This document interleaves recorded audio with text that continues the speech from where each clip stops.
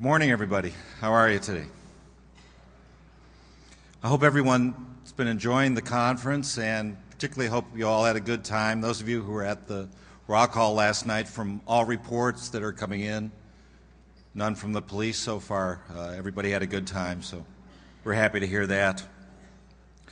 I'd like to take a minute to introduce our Best Plants Executive Advisory Board.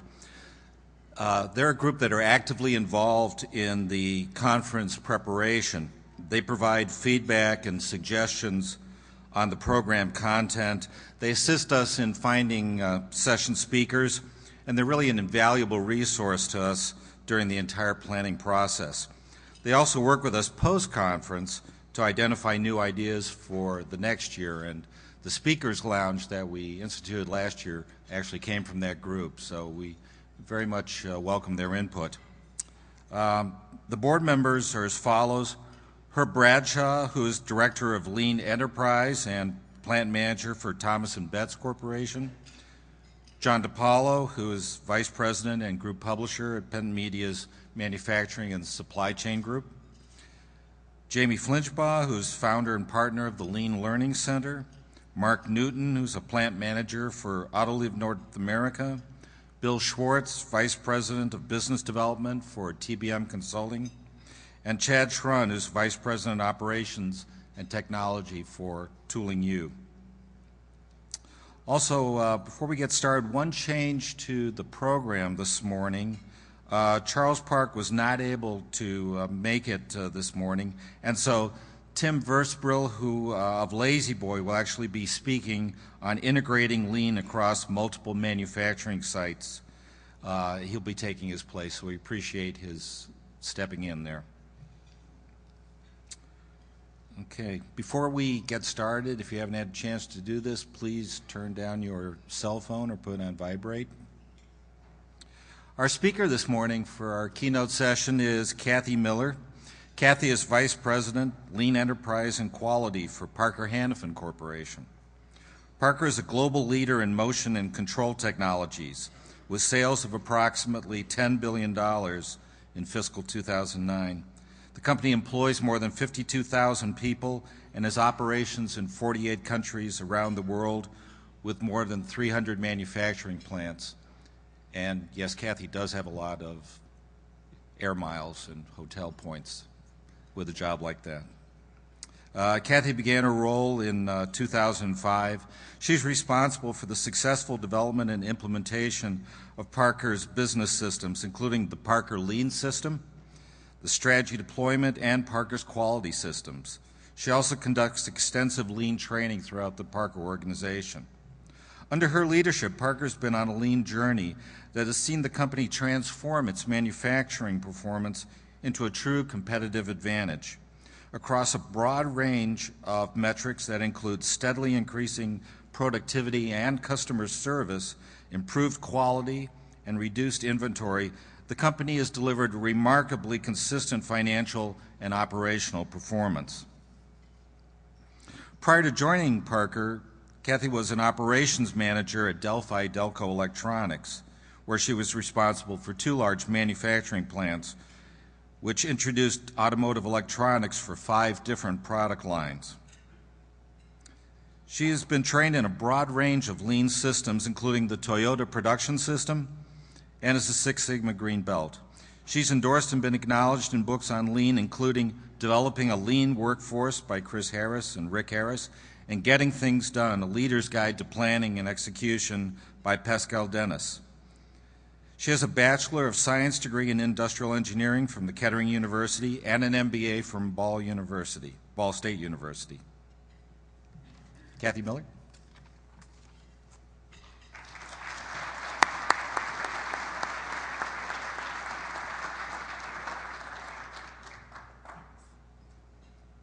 Good morning, everybody. Can everybody hear me all right? Okay, great. Well, I'm really honored to have been asked to speak with all of you this morning, and I'm really excited to share with you a little bit about Parker's lean journey.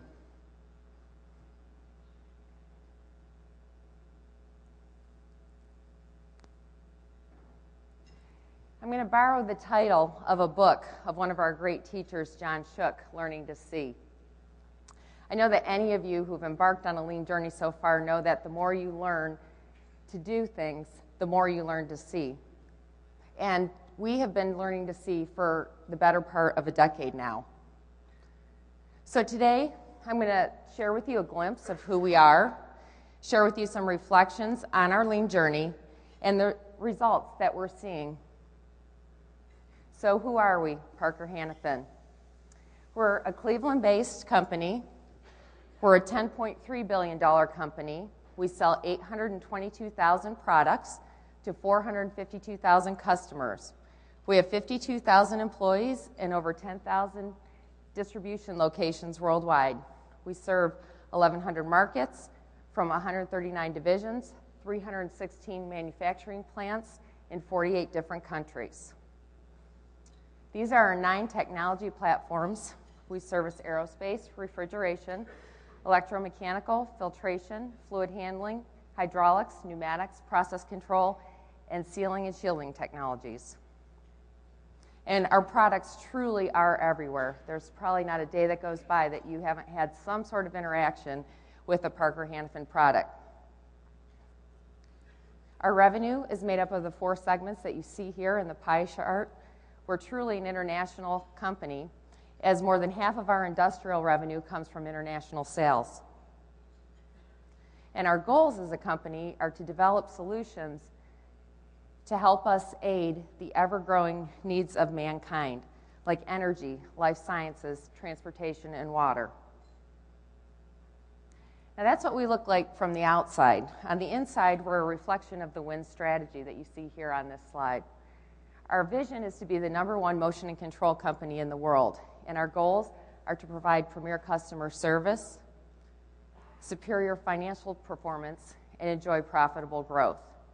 And our strategies listed in the middle are a very consistent set of strategies that have guided us through a somewhat tumultuous decade. Lean, as you can see, is our operations strategy and is in the center. And all of these strategies that we use continue to evolve. We have new goals for them every year, we have new initiatives, and we understand them better and better as time goes by. But they've been a very consistent sense of direction for us since Don introduced the WIN strategy. And empowered employees are the absolute foundation of what builds our continuous improvement efforts for our company. This is Don Washkowitz. He's our president, chairman, and CEO. And when he introduced the WIN strategy in 2001, he said that lean was a central part of our WIN strategy and a primary source of competitive advantage. And I believe that even though he said those words 10 years ago, they remain just as true today. So that's a glimpse of who we are. And now I'd like to take you through our lean journey over the past decade.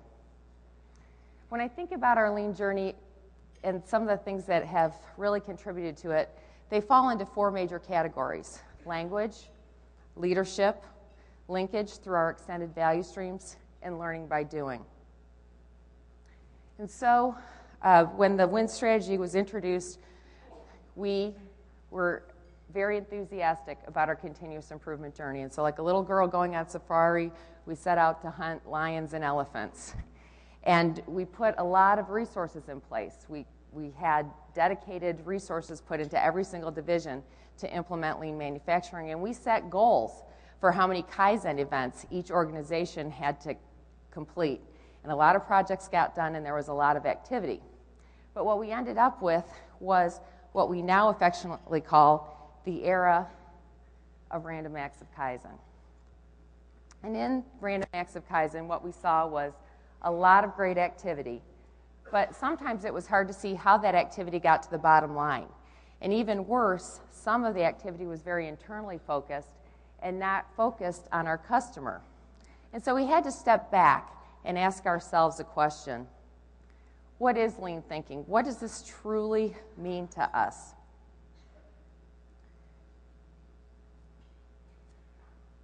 And so yes, even now, I want to say that we're not embarrassed to say that we created a Parker Lean system based on the Toyota production system. We started with our customer and looking at how they derive value from the products and services that we produce. And we started being honest with ourselves about all of the steps that are required to bring that value to our customers. We started to see flow, or at least the impediments to flow that we call waste, and study pull versus push and the continuous pursuit of perfection. And when we started our lean journey, I'll tell you that we had a much different understanding of these 5 principles than we have today. And I promise you that we'll see these with even greater clarity a decade from now. We started in our manufacturing facilities, mapping all of our value streams using the methodology that we had learned from John Shook in Learning to See. And when we saw that many times it took us more than 50 days to produce 6 minutes of value, it really opened our eyes. And so we were reading the books, creating lots of current states, trying to figure out how to do future states. But we really did not have a lot of internal expertise. And so we invited in Sensei's that had worked for Toyota and really understood how a lean production system works. This is a picture of Rick Harris in one of our manufacturing facilities. And he and other teachers came in and taught us how to learn to see. And what we found over time, though, was we had a lot of Sensei's because we had a lot of geographic territory to cover. And so over time, we had to narrow our list of Sensei's to roughly 10 or less to make sure that we were getting a very consistent language and message going through our organizations. We stayed very close with our Sensei's. We taught them about Parker and our goals, our win strategy, and they taught us about what they were seeing that was working well and not so well within our manufacturing facilities. Because let's face it, when you're trying to create a culture that spans so much territory, it's a daunting challenge at best. There are language issues. I call this photo Big Red. And there are language issues. And I'm sure that any of you that have worked with people from the outside or work with lean, there can be a lot of confusion about terminology. And when you're talking, you're saying now, are you talking about cycle time, process time, lead time, takt time? Which time are you talking about? Because we know that there are different applications for these things, and all of these things need to be defined, so you're not spending a lot of time debating those. And so to help us see things more clearly, it became very obvious to us that we needed to create our own language, a language that comprehended the principles of the Toyota production system, but one that really comprehended who we were as Parker. We have a lot of different processes. We have a lot of different manufacturing systems. We have high volume. We have high mix and low volume, and we have true make to order. And as I went around speaking with the divisions and meeting our different employees, it was obvious that they were really stretching and trying to understand how these principles that were created by a car company really applied to us. And so we realized that we really did need to come through and create our own Parker Lean system and determine which areas had to be standardized and which had to be flexible for us to be able to get the benefits of a lean system. And so we created our own Parker House of Lean, which looks a lot like other houses of lean that you've seen, but really comprehended the variation that we have throughout the world in our production systems. And we felt that we really did not need 139 divisions going around and creating their own day-by-hour boards, their own layered audits, and those sorts of things. And so we put together training, templates, standard work for all of the concepts and tools that you see here. And then we collected best practices from around the world to make sure that people understood that, yes, these concepts do work at Parker-Hannifin, and people are getting great business results. And because we have such a large territory to cover, we take good use of advantage of our IT tools. So this is our page on our internal website.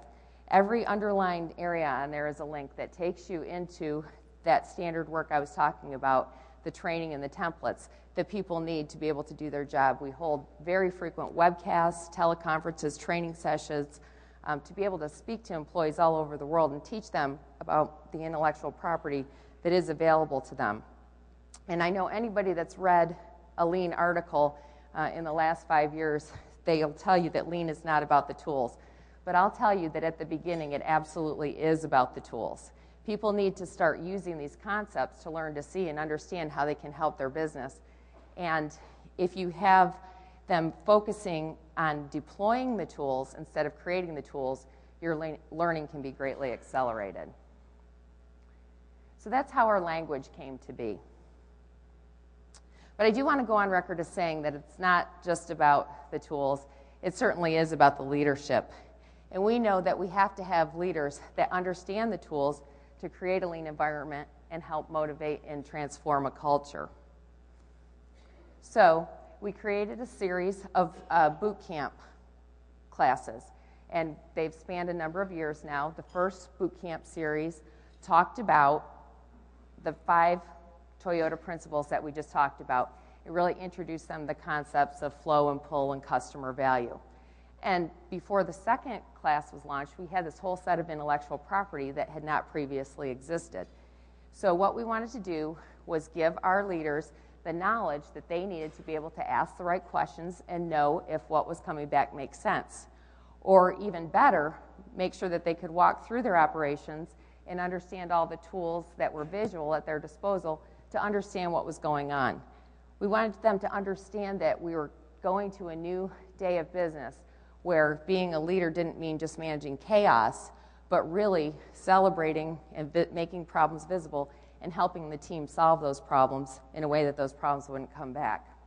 So in Lean Bootcamp 2, what we did was we talked about some of the underlying principles and not only introduced them to the tools, but talked about the connection between the tools and how if they were used together, they created a very powerful system.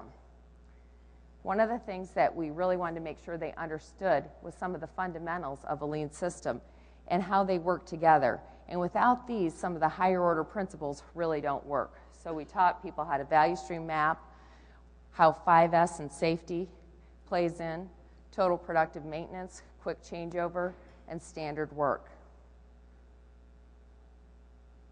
And we talked to them about PDCA, the Plan, Do, Check, Act process, and how it's just very fundamental to make sure that you're using your resources wisely for your biggest problems, solving problems in a way where you're getting to root causes, and making sure that you've got the visibility and the sustainment processes to audit and make sure that those problems don't come back. And finally, we taught them about flow and all of the principles and tools associated with creating flow, from level production to a plan for every part, takt time planning, pull systems, and continuous flow. And all of you that are on a lean journey know that it's in flowing where we really see our benefits to productivity, inventory reduction, and improved customer service.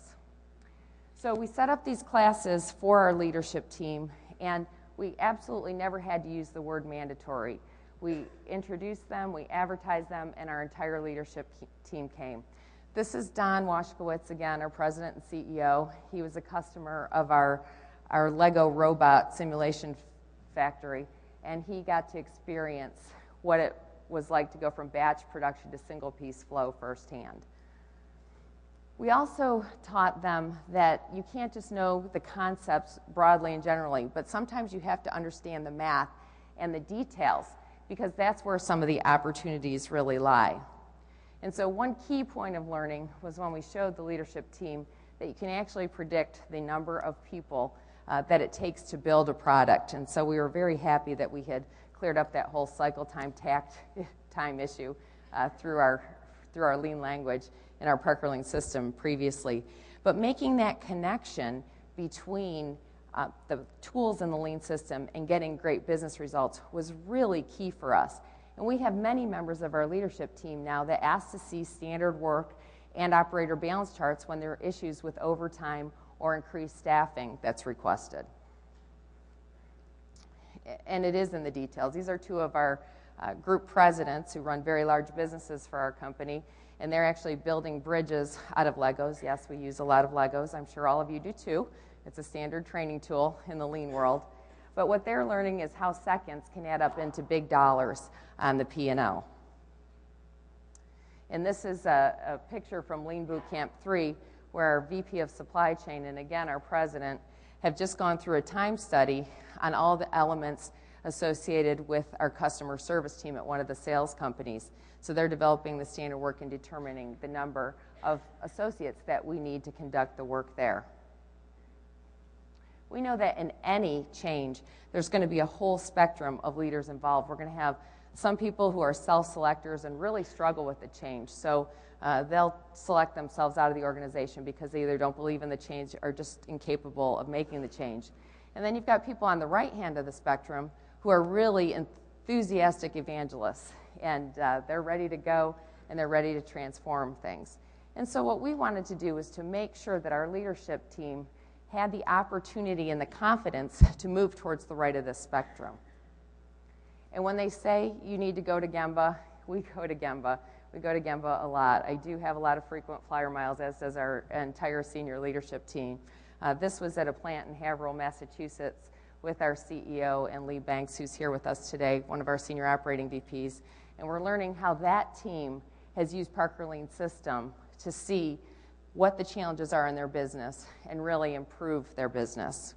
So we go and we see how well our tools are being implemented within our factories, and we teach. And we're very proud to say that we have a lot of operations leaders, much like Carlo Tressi here. He's a business unit manager at one of our valve plants in a little town in Italy. And he's enthusiastically telling a team of our lean people from around the world how Parker Lean Systems has helped him transform his business. And we have more and more people like Carlo every day. And we're very proud of the team and how they've adopted this and are continuing to learn to see. So now you've met our leadership team and have a feel for the level of commitment that they have to drive improvements through Lean and our WIN strategy. So there came a day about halfway through the decade when we started to notice that there might be more to this Lean journey than what we were just seeing within our four walls. And so we decided that we needed to take some of the concepts that we've been learning in our manufacturing facilities and use those in our extended value streams. So all the things that we learned from raw material to finished goods really could apply in order to cash and concept to launch value streams as well.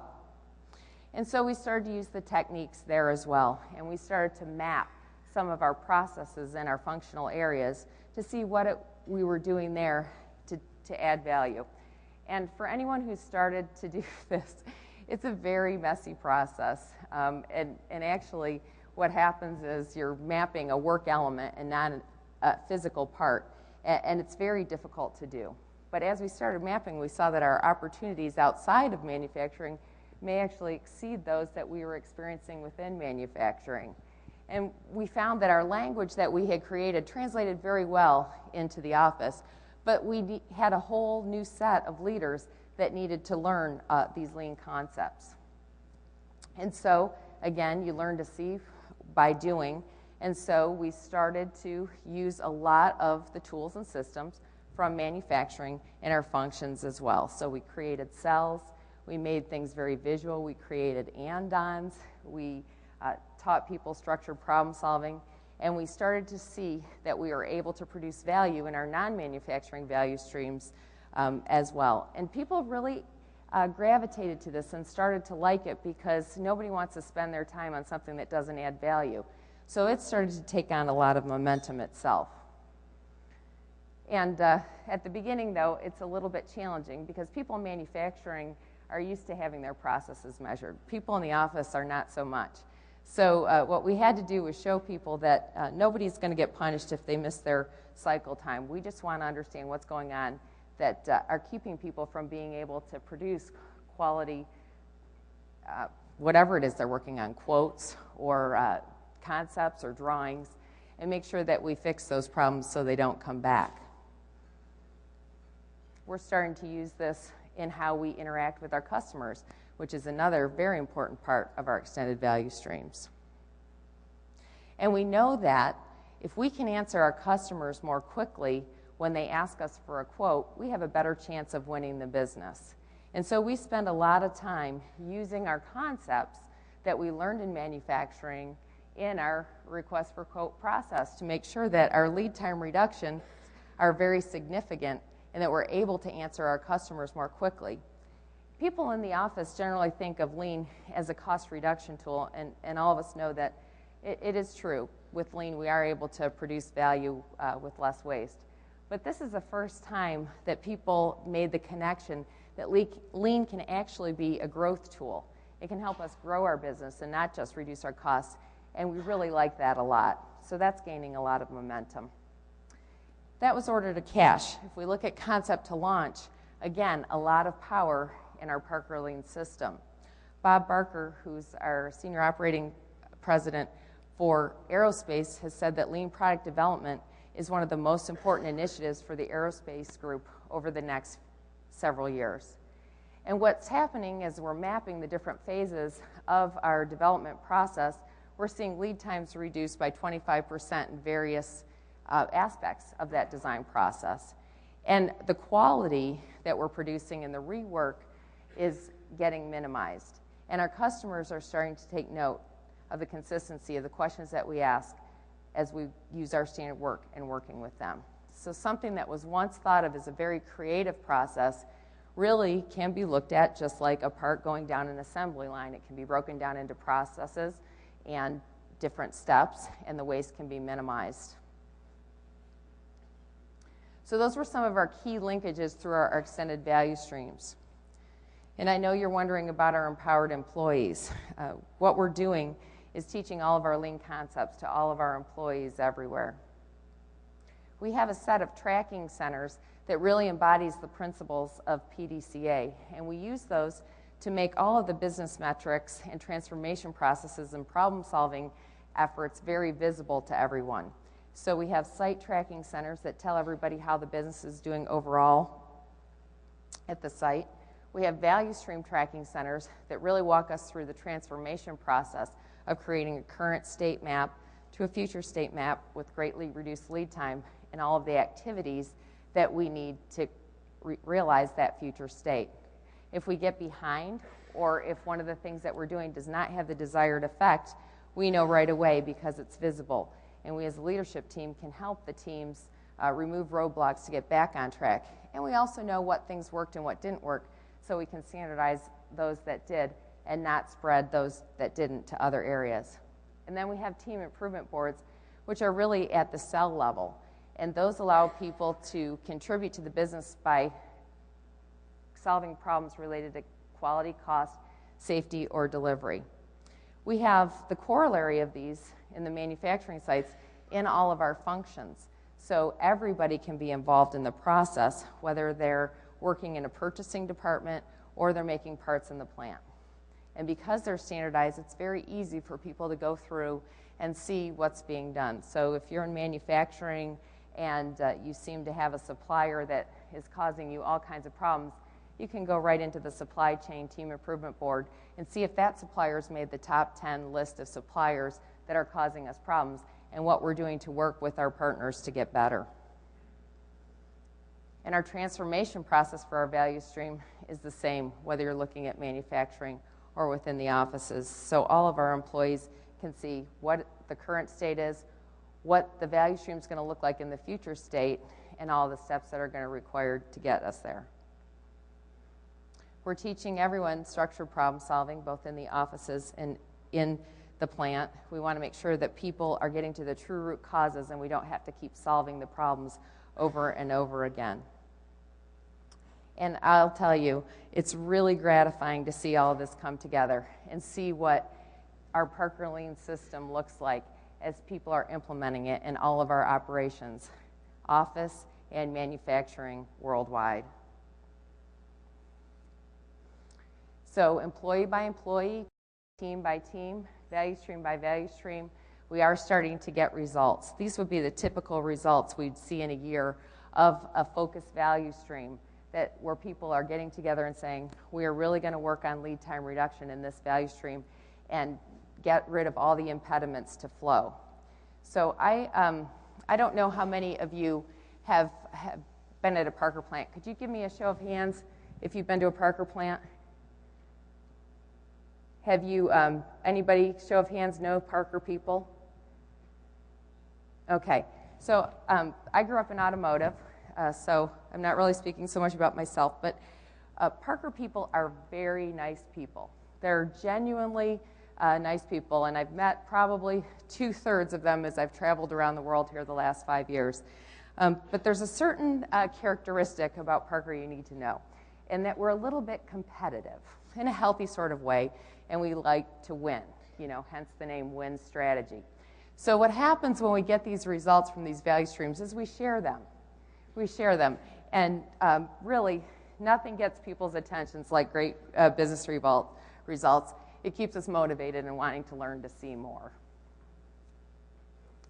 So that's how we're learning by doing. Again, as you do, you see more, and that's how we accelerate our lean journey, getting everybody in the company, in the entire enterprise, familiar with these tools. So if we take a moment to really look at ourselves in the mirror, where are we on our lean journey?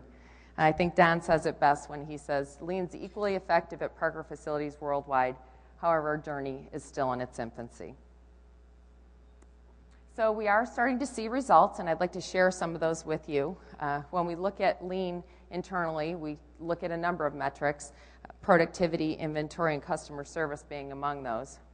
And you can see the results that we've been getting by being on our lean journey through the last decade. Obviously, we had some issues here through the recession, but we went through results yesterday through the third quarter of our fiscal year, and our productivity results are getting back to levels that we saw in FY07. In the past 2 months, we've had 2 months in the areas that we saw in FY08. So it's really helped us with our productivity.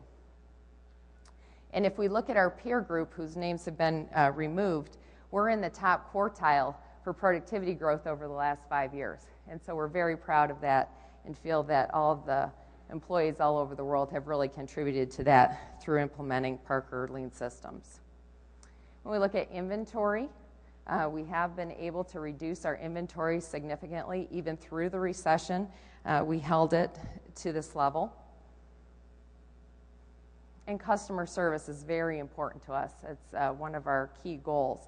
And you can see that a couple years ago, we changed our metric to go from part shipped on time to line item shipped complete, which is a little bit more difficult metric.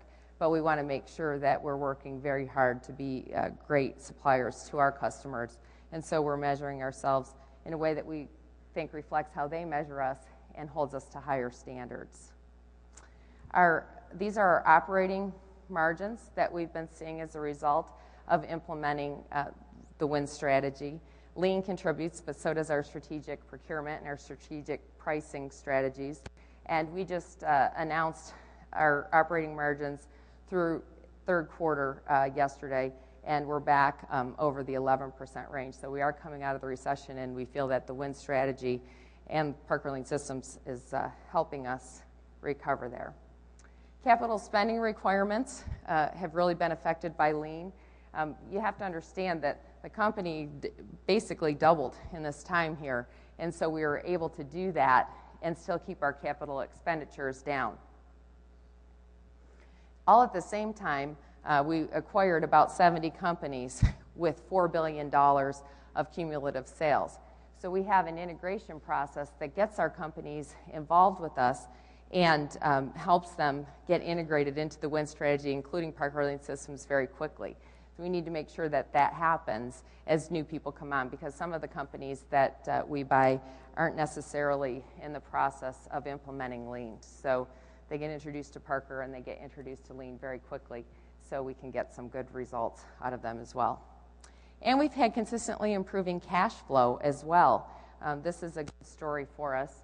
And again, we announced yesterday that our cash flow is still looking good and higher than 11% that we saw last year. In terms of our shareholders, you can see Parker is in yellow and on the right in terms of providing superior relative returns to the S&P 500 and our peers, the S&P 500 industrials, over different time periods, 3, 5, and 10 years. And our share price appreciation, Parker is represented by the top line here. The Dow Jones Industrial Average is the second line, and the S&P 500 is the third line. And this is our stock price appreciation over the last 10 years.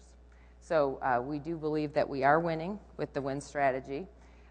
We stayed very close to our Lean strategy during the recession. We do know of many companies that let their Lean people go and abandon the strategy, but we felt that it was really time to accelerate our efforts. And we do believe that as the economy recovers, our employees and our shareholders will reap the benefit of being consistent and staying with that strategy. So as we look to the future, I think this quote from Don says it very well. Let's make sure we never become complacent with lean. It must stay part of our DNA, and we must always push the envelope. Thank you.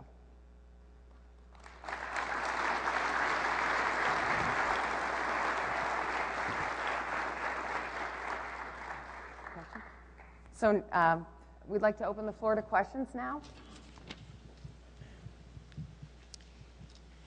I can see you better now. Any questions?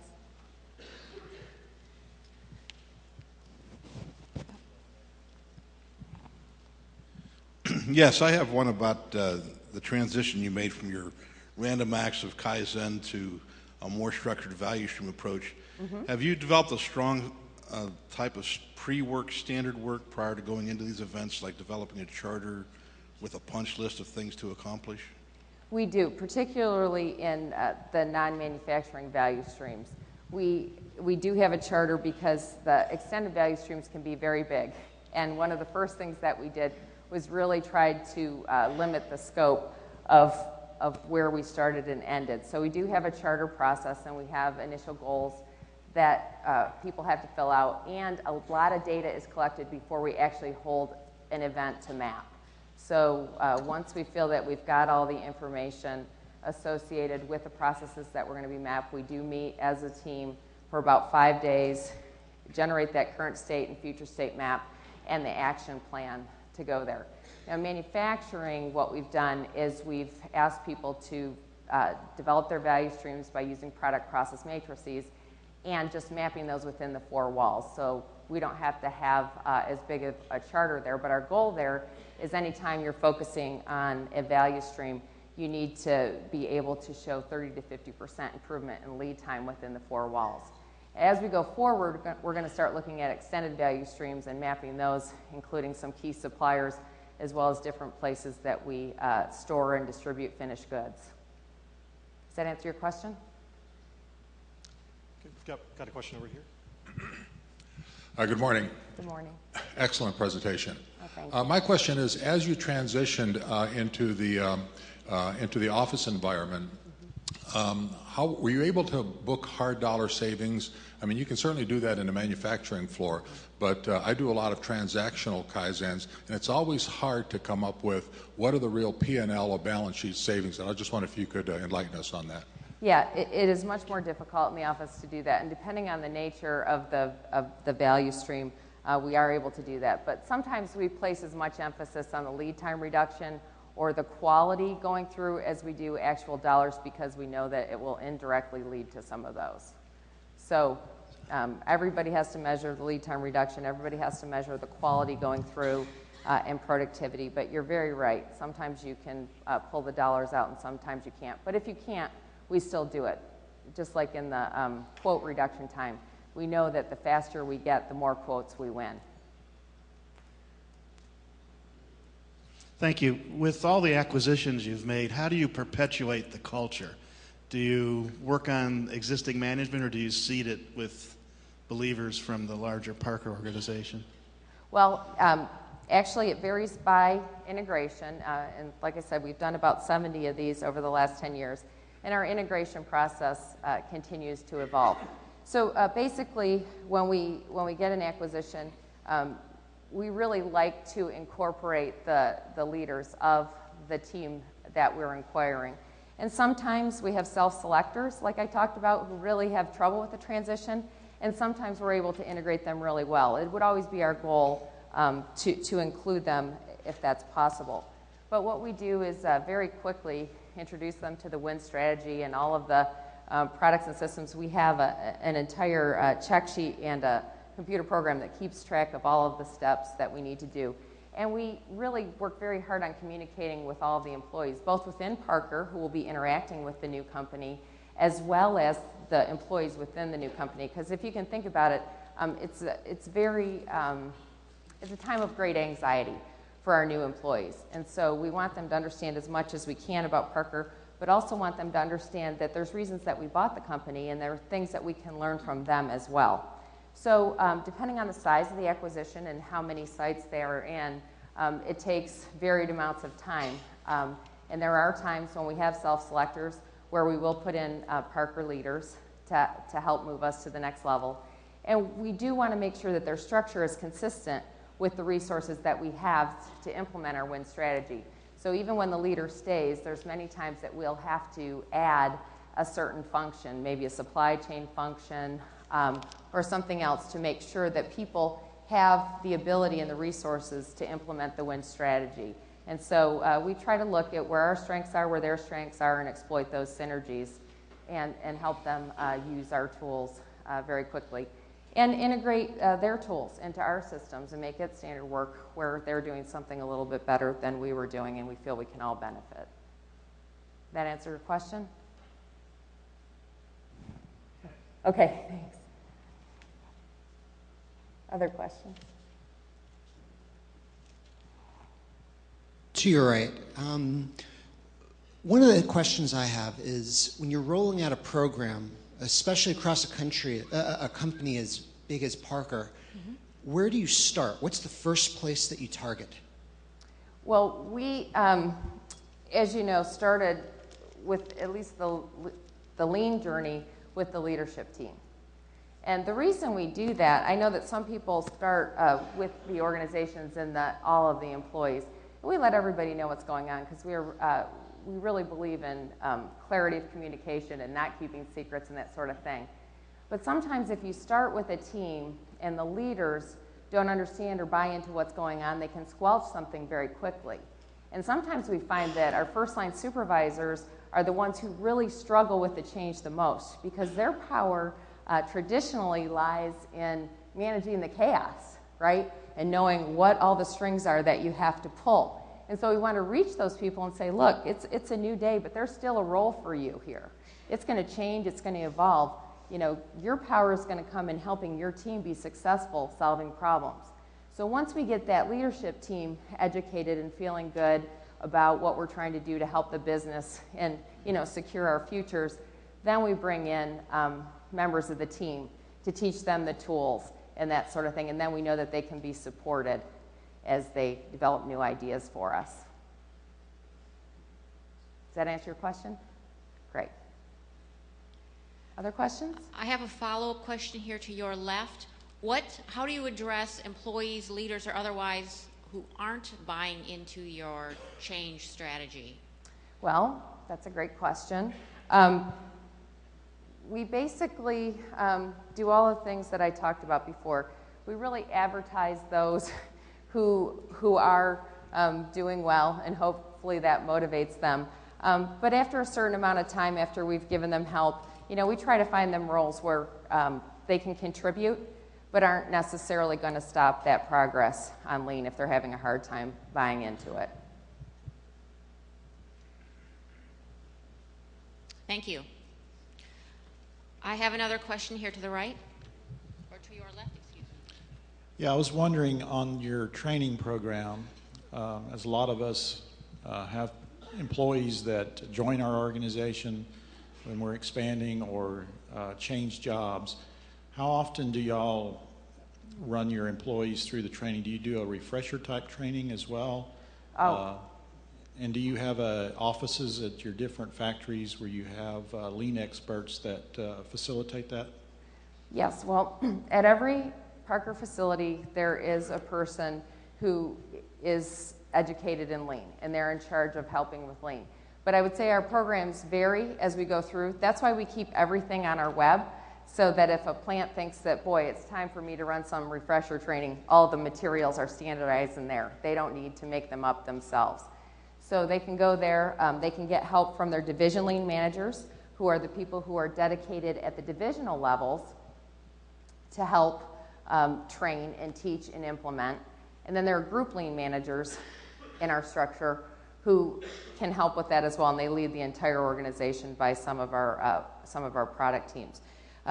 We have some refresher courses that we offer at corporate that people can come to, anything from basic problem solving to our Lean Bootcamp series.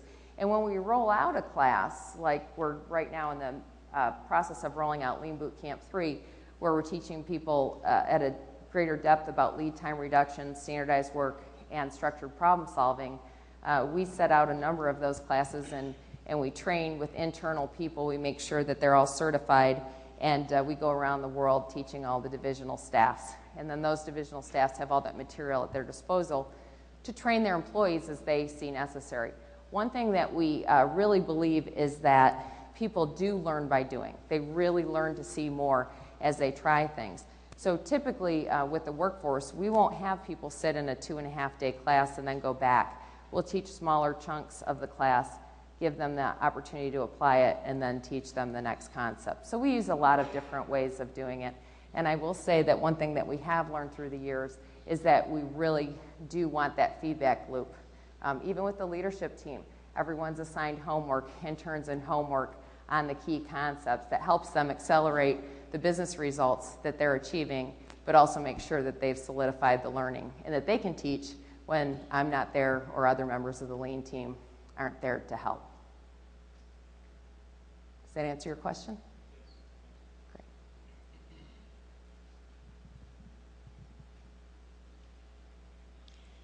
Can you tell us, are your Lean efforts extended to working with your suppliers? We do work with our suppliers on a case-by-case basis. We don't have a formal training plan at this point for our suppliers, but every once in a while we'll have some of our key suppliers in some of our classes. And we are going to be, one of our goals coming up this year is to really work with our suppliers on quality, and I know we'll be drawing on a lot of our information to help those with there. We do have some plants and divisions throughout the world who do an excellent job with it because they are key strategic partners. But at a corporate level, we just make the information available and let the teams work with the suppliers on whatever particular issue that seems to be of concern. How big is the corporate Lean team? Corporate Lean team consists of me. I have a coordinator, a Lean enterprise manager, and a quality manager. So, and one more person who reports to Lean Enterprise. So there's 5 of us. There are Lean people throughout the entire organization, though, that we reach out to and extend as extended staff in each of the product teams at the group, divisional, and plant levels. So there's quite a few collectively, but the central team is very, very small.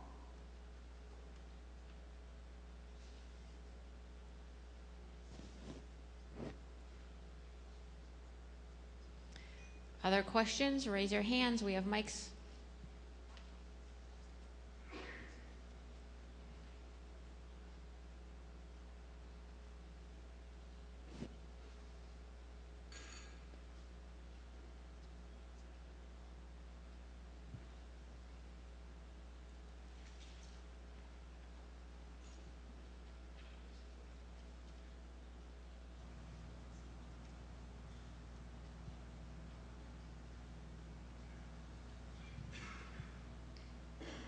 No more questions?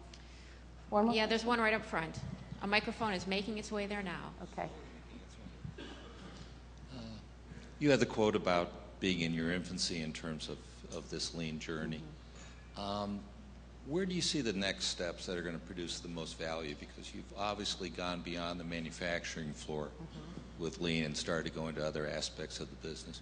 Where do you see now, where are you sort of focused now? Where do you see the value from that? Well, we still have a lot to do with what we've been doing internally, but we really see a big point of emphasis being in our extended value streams, not only functionally, but beyond the 4 manufacturing walls. So really tying in key suppliers as well as key customers and working with them to help provide value for them in terms of us being better suppliers. So we're going to put a lot of emphasis on that going forward as well.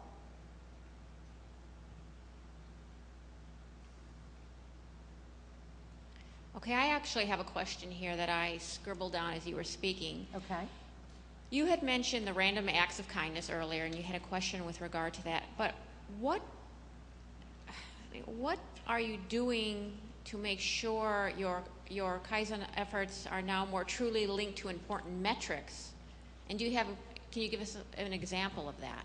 Oh, sure. Well, we still use Kaizen events as one of our means to improve things. So as a matter of fact, for a while when we went to a value stream configuration, Kaizen events actually sort of got a bad name, and that was a little bit unfair. It's actually quite powerful to get people in a room and set goals within a set amount of time for improvement activities.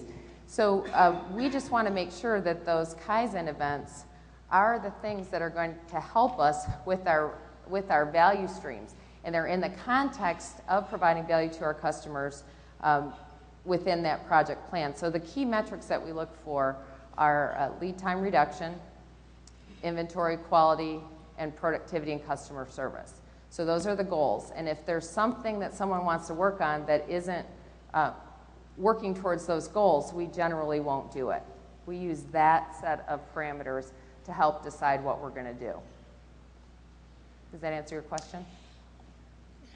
It answers my question. I guess I'm a little curious as to what would be an example of an event that didn't address one of those. Oh, let's see. Sorry for putting you on the spot. No, that's all right. I wasn't really involved with too many of those, but sometimes, people would work on things that, you can improve things, but they wouldn't really help. So what about, say, the paperwork associated with people coming into the nurse's office to get aspirin? Or when you set departmental goals, right, you've only got so many resources, particularly IT resources. It's more a matter of priority than worrying about something not improving something, right? And just making sure you've got the resources focused on those things that lead value to our customers. So it's not bad to improve things. You just want to make sure that with your limited resources, you're improving the ones that help the customers the most. And who makes the decision in terms of setting the priorities at the plant level? At the plant level, in terms of which things you'll work on? Right. Well, that would be the general manager. We have a strategy deployment process that starts at the very top of our corporation, and it sets what we're going to work on, our goals for the next 3 to 5 years. And those flow through the operation to the groups and to the divisions. And at the divisional level, that's really the key point where the P&L, comes together and people actually run their businesses like entrepreneurs. And so they see what the company wants to achieve in terms of goals for those years, and then they'll pick the transformation events that support where the corporation wants to go, but improves their business. And so those priorities are really set through that strategy deployment process for the next fiscal year. They'll pick which value streams they want to transform that are key to improving their business. So for some, it might be their pricing process. For some, it might be their product development process. It just depends on where their strengths and weaknesses lie. And then they'll pick a value stream or two that's key and strategic in nature in manufacturing to decide to focus on for that year. So that's how we decide. And then all the Kaizen events lead into value streams that help us achieve the goals that I was talking about on our key metrics. Okay, thank you. Does that help? Did that clarify? That absolutely clarified. Perfect. Good. I believe that's the end of the questions. Kathy, thank you so much. Okay, you're very welcome. Thanks for having me.